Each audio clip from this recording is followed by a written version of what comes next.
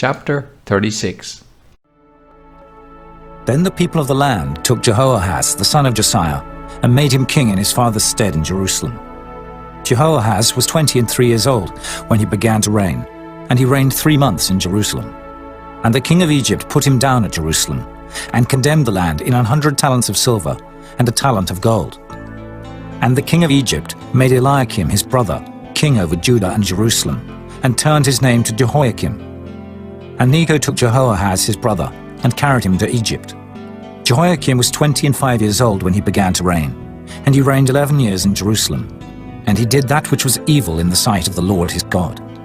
Against him came up Nebuchadnezzar, king of Babylon, and bound him in fetters to carry him to Babylon.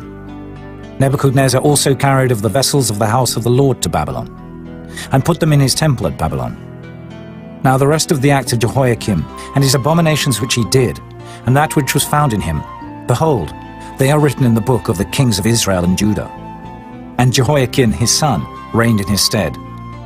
Jehoiachin was 8 years old when he began to reign, and he reigned 3 months and 10 days in Jerusalem. And he did that which was evil in the sight of the Lord. And when the year was expired, King Nebuchadnezzar sent and brought him to Babylon, with the goodly vessels of the house of the Lord, and made Zedekiah his brother king over Judah and Jerusalem. Zedekiah was 21 years old when he began to reign, and reigned 11 years in Jerusalem.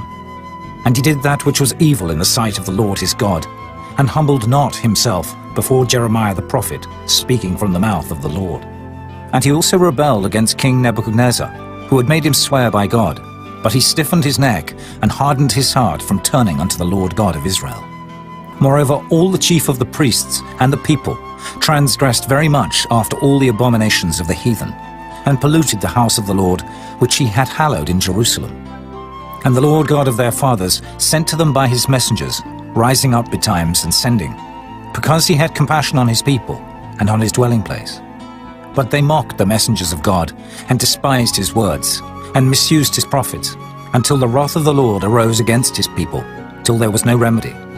Therefore he brought upon them the king of the Chaldees, who slew their young men with the sword in the house of their sanctuary, and had no compassion upon young man or maiden, old man, or him that stooped for age. He gave them all into his hand.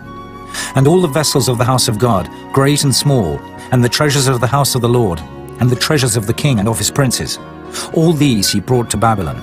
And they burnt the house of God, and brake down the wall of Jerusalem, and burnt all the palaces thereof with fire, and destroyed all the goodly vessels thereof.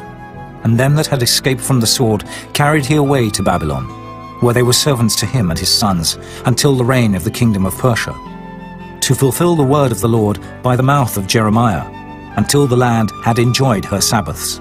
For as long as she lay desolate she kept Sabbath, to fulfill 70 years.